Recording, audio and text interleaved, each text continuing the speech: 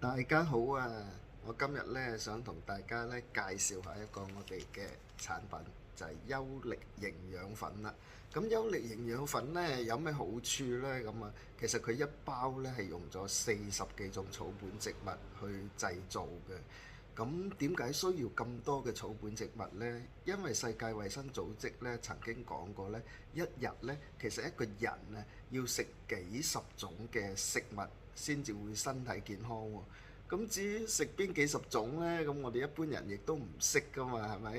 咁但係我哋新威達嘅產品呢，就係陳博士同陳夫人嘅專業配方啦。咁佢哋係醫學博士啦、草本學家啦，好清楚知道呢乜嘢成分、乜嘢材料呢對我哋身體呢係有益嘅喎。咁我哋呢個產品呢，其實係用啲咩嚟做呢？咁有5種唔同顏色嘅豆啦，即係紅豆啊、黃豆啊、黑豆啊、綠豆啊等等呢啲啊。咁另外呢，仲有咩呢？有淮山啦、蓮子啦、百合啊、薏米呢啲嘅成分嘅。咁呢啲成分啦、材料好多人都食過，但係並唔知道佢有咩益處嘅。咁例如薏米咧係美白皮膚嘅。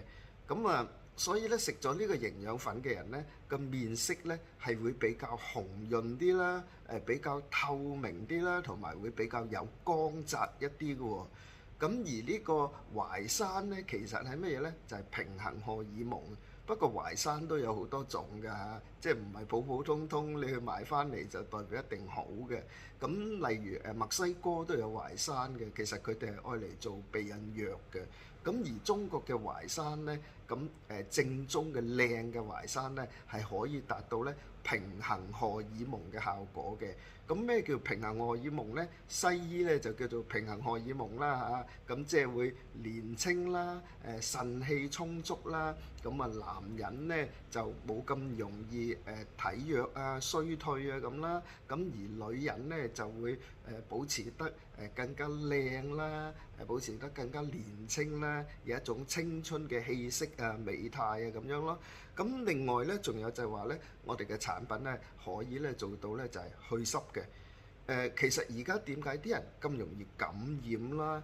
或者咁容易感冒啦？